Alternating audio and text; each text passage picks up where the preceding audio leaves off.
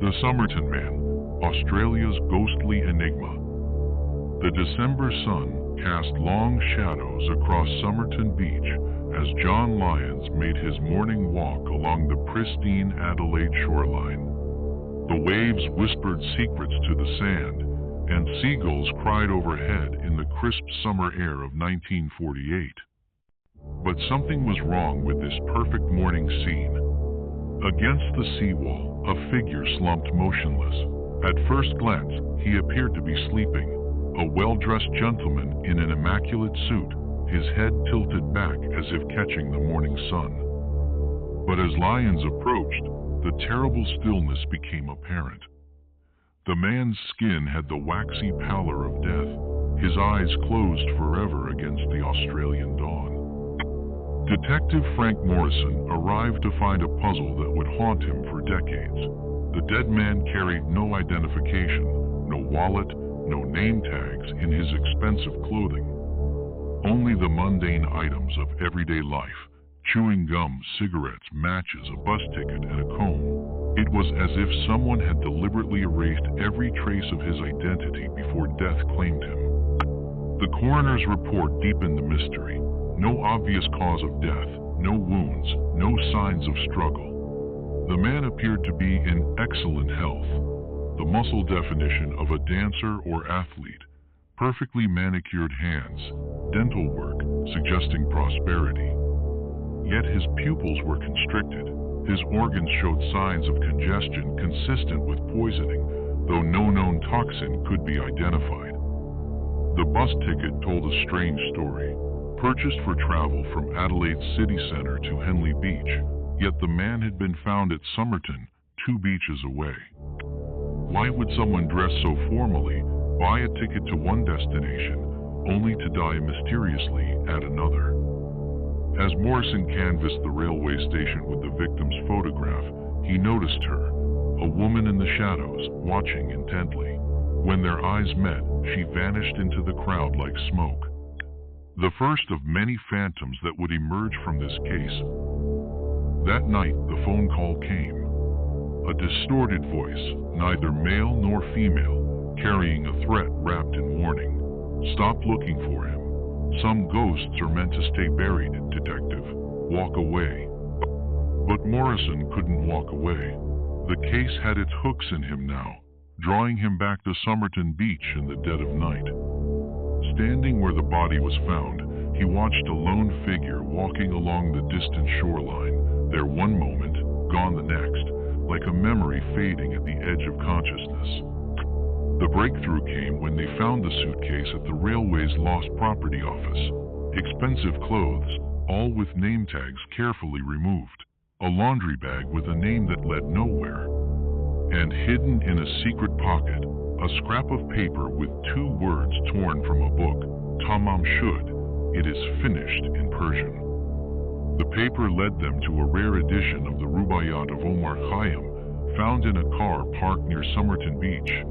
Inside the book's back cover, penciled marks that looked like a code and a phone number. The number belonged to a nurse named Jessica Thompson, who lived just minutes from where the body was discovered.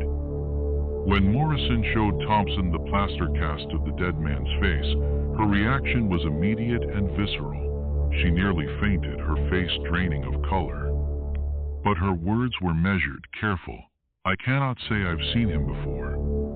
The web grew more tangled. Thompson had once known a man named Alfred Boxall, who had given her a copy of the Rubaiyat years earlier. But Boxall was alive and well, still in possession of his book. So whose book contained the mysterious code? And why did it contain Jessica Thompson's phone number? Thompson's past revealed fragments of a larger mystery. Born Jessica Harkness, she had worked as a nurse during the war, had connections to people with access to intelligence networks. Her former lover, Prosper Thompson, had worked in intelligence. The dead man's physical condition suggested military training, perhaps special operations. The code itself defied every attempt at decryption. Intelligence experts, mathematicians, amateur code breakers all failed to unlock its secrets. Some letters appeared to have been crossed out and rewritten. Others seemed to be abbreviations or initials. Was it a cipher for enemy agents, a lover's secret message, or simply the meaningless scribbles of a man going mad? Months turned to years, and the case grew cold, but the mystery only deepened. Reports came in of similar deaths across Australia. Well-dressed men found dead with no identification, no obvious cause of death. Were they connected? Was the Somerton Man part of some larger conspiracy?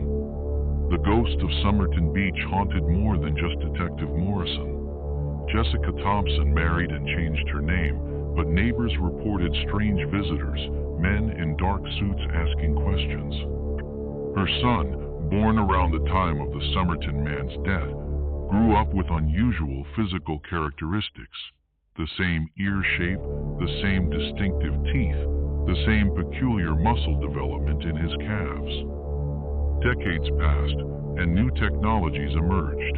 DNA testing, forensic advancement, computer analysis.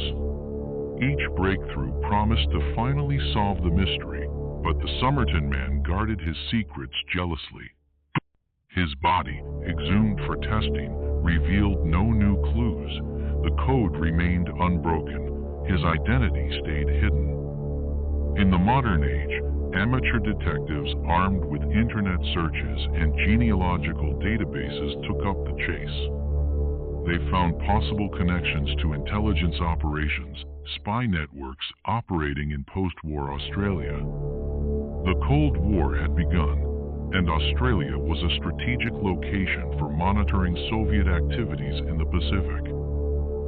Some theorized the man was a Soviet agent, poisoned by his own side for suspected betrayal. Others believed he was an Allied operative, eliminated by enemy agents.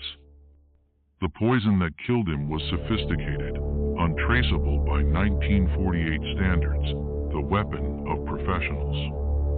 But perhaps the most unsettling theory was simpler and more human.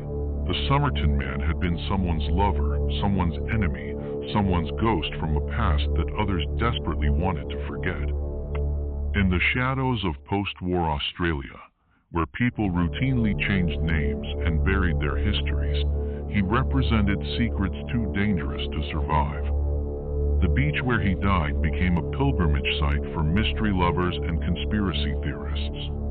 They came to stand where he had drawn his last breath, hoping to sense some echo of his presence, some whisper of truth from beyond the grave. And sometimes on foggy mornings when the mist rolls in from the Gulf St. Vincent, witnesses still report seeing a figure in a well-tailored suit walking along Somerton Beach. He appears solid and real until approached, then fades like morning fog, leaving only questions and the eternal mystery of Australia's most famous unknown man. The Somerton Man's ghost isn't supernatural. It's the specter of unanswered questions, of secrets taken to the grave, of a life so thoroughly erased that even death couldn't reveal its truth.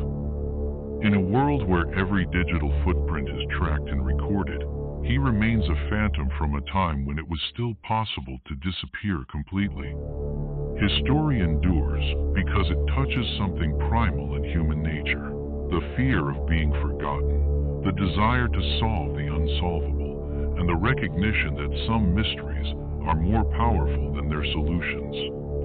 The Somerton Man achieved in death what he could never have accomplished in life: true immortality, forever frozen at the moment between life and whatever lies beyond, guardian of secrets that may have died with him on that summer morning in 1948. The case files remain open, the questions unanswered, the ghost unquiet, and somewhere in the mists of time and memory, the truth waits, patient as the tides that still wash the shores of Somerton Beach, carrying whispers of a mystery that refuses to die.